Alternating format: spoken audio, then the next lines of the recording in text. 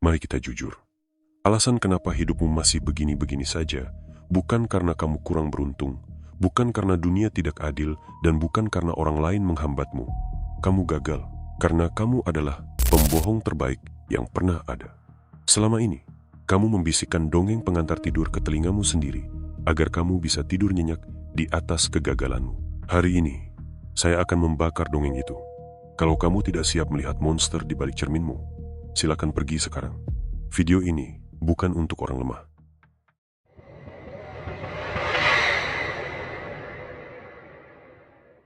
Mari kita mulai dengan sebuah kebenaran yang akan membuat kulitmu merinding. Alasan kenapa hidupmu masih begini-begini saja. Alasan kenapa kamu terbangun setiap pagi dengan rasa sesak di dada. Dan alasan kenapa kamu melihat orang lain sukses, sementara kamu hanya menonton dari balik layar ponselmu. Itu bukan karena nasib buruk. Itu bukan karena ekonomi sedang sulit, dan bukan karena orang tuamu tidak memberimu modal. Kamu gagal, karena kamu adalah seorang penipu ulung. Dan orang yang kamu tipu bukanlah bosmu, temanmu, atau pasanganmu. Orang yang kamu tipu adalah dirimu sendiri. Setiap malam, sebelum kamu memejamkan mata, kamu membisikkan dongeng-dongeng indah ke telingamu sendiri. Kamu menciptakan alasan yang terdengar sangat logis, sangat masuk akal, hanya agar kamu bisa tidur nyenyak di atas reruntuhan potensi yang kamu sia-siakan. Hari ini, di Shadow Mind Project, saya tidak akan memberimu kata-kata motivasi yang manis. Saya datang untuk membakar semua dongeng itu. Saya akan memaksa kamu melihat ke dalam cermin gelap yang selama ini kamu hindari. Jika kamu merasa egomu mulai sakit, jika kamu merasa ingin marah dan menutup video ini, itu adalah tanda bahwa kebohonganmu sedang terancam. Pengecut akan lari sekarang. Tapi jika kamu lelah menjadi pecundang, bertahanlah. Mari kita bedah operasi jiwa ini sekarang juga. Mengapa otak manusia begitu hebat dalam menciptakan alasan? Dalam psikologi, ada istilah yang disebut cognitive dissonance atau disonansi kognitif. Ini adalah rasa tidak nyaman yang muncul saat kenyataan tidak sesuai dengan apa yang kita inginkan. Saat kamu tahu kamu seharusnya bekerja keras, tapi kenyataannya kamu hanya rebahan dan bermain media sosial, otakmu mengalami stres. Untuk menghilangkan stres itu, otakmu punya dua pilihan, ubah perilakumu atau ubah ceritanya. Dan tebak mana yang lebih mudah? Tentu saja mengubah ceritanya. Inilah tempat lahirnya mentalitas pecundang. Kamu tidak mengubah kemalasanmu.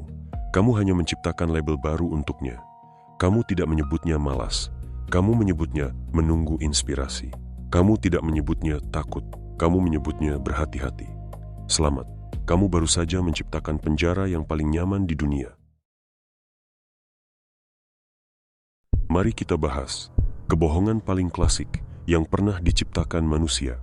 Aku hanya sedang menunggu waktu yang tepat. Kalimat ini adalah pembunuh mimpi paling produktif di sejarah umat manusia. Kamu berkata kamu akan mulai berbisnis saat tabunganmu cukup. Kamu berkata, kamu akan mulai berolahraga saat kamu punya baju gym yang bagus. Kamu berkata, kamu akan mulai berkarya saat suasana hatimu sedang tenang. Dengarkan ini baik-baik. Waktu yang tepat itu tidak ada. Itu adalah ilusi. Itu adalah cara halus dari egomu untuk menunda rasa sakit dari sebuah kegagalan. Karena selama kamu belum mulai, kamu tidak bisa gagal. Dan selama kamu tidak gagal, egomu tetap merasa aman. Pecundang menunggu kondisi yang sempurna, sementara pemenang beraksi di tengah kekacauan. Dunia ini tidak peduli pada rencana hebatmu yang tersimpan di dalam draft. Dunia hanya peduli pada apa yang kamu eksekusi hari ini. Setiap kali kamu berkata, besok, kamu sebenarnya sedang menandatangani kontrak kegagalan untuk dirimu di masa depan.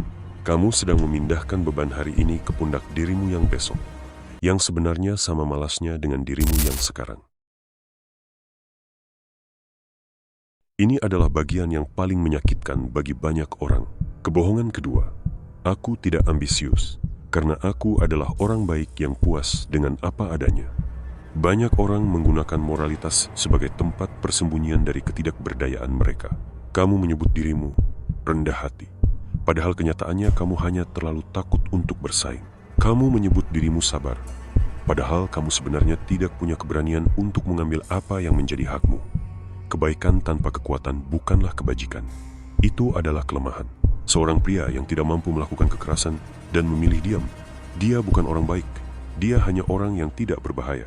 Tapi seorang pria yang punya pedang, tahu cara menggunakannya, tapi memilih untuk menyarungkannya. Demi kedamaian itulah orang baik yang sesungguhnya. Jangan jadikan kesederhanaan sebagai alasan untuk menutupi kemalasanmu dalam mengejar keunggulan. Dunia tidak butuh lebih banyak orang yang puas di dalam lubang kemiskinan dan keterbatasan. Dunia butuh orang-orang kuat yang mampu mengendalikan sumber daya untuk menciptakan perubahan. Berhenti menggunakan topeng kesucian untuk menutupi wajah kegagalanmu. Lalu kita sampai pada racun yang paling mematikan. Ini bukan salahku, ini salah sistem, salah pemerintah, salah orang tuaku, salah algoritmanya. Menyalahkan sesuatu di luar dirimu memberikan efek lega yang instan. Seperti morfin. Kamu tidak perlu merasa bertanggung jawab, jadi kamu tidak perlu merasa bersalah. Tapi ada harga yang sangat mahal yang harus kamu bayar. Kehilangan kendali. Saat kamu memberikan salah kepada orang lain, kamu secara otomatis memberikan kunci hidupmu kepada mereka. Jika kegagalanmu adalah salah pemerintah, maka kesuksesanmu harus menunggu pemerintah berubah. Apakah kamu sadar betapa bodohnya itu? Kamu menjadikan dirimu sebagai penumpang di kursi belakang hidupmu sendiri. Orang dengan mentalitas pemenang memiliki satu prinsip, extreme ownership. Apapun yang terjadi, bahkan jika itu bencana alam sekalipun, mereka bertanya, apa yang bisa saya lakukan sekarang? Mereka tidak membuang waktu untuk menunjuk jari. Mereka sibuk memperbaiki diri. Pecundang mencari alasan, pemenang mencari jalan. Di dalam kepalamu, ada seorang narator. Dia adalah suara yang terus berbicara sepanjang hari. Masalahnya, narator itu adalah pecundang yang selama ini kita bicarakan. Dia adalah orang yang menyuruhmu menekan tombol snooze di jam wakermu. Dia adalah orang yang meyakinkanmu bahwa satu potong coklat atau 1 jam bermain game lagi tidak akan merusak rencanamu.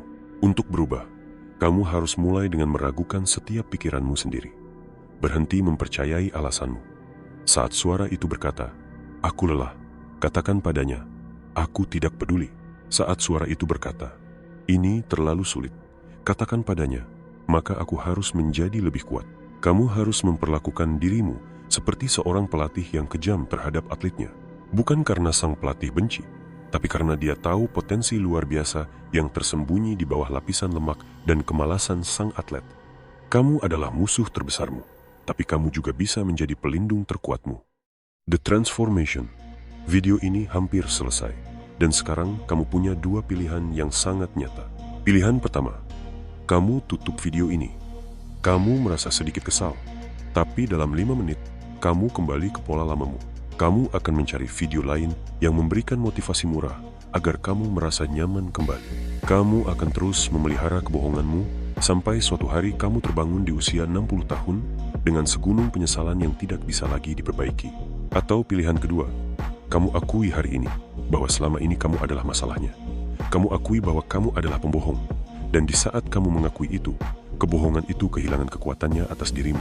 Langkah pertama untuk menjadi berbahaya dan berwibawa adalah dengan berani membedah kegagalanmu sendiri tanpa anestesi. Hancurkan cermin lamamu. Buang dongeng-dongeng itu ke tempat sampah. Hidupmu tidak akan berubah karena video ini. Hidupmu berubah saat kamu berhenti membohongi dirimu sendiri dan mulai mengambil langkah nyata pertama, sekecil apapun itu. Jadi, sekarang saya tanya kepadamu untuk terakhir kalinya. Apakah kamu akan tetap menjadi penonton dalam dongeng kegagalanmu? Atau kamu siap menjadi penulis dalam kenyataan pahit yang membawa kemenangan? Keputusan ada di tanganmu. Dan ingat, diam pun adalah sebuah keputusan.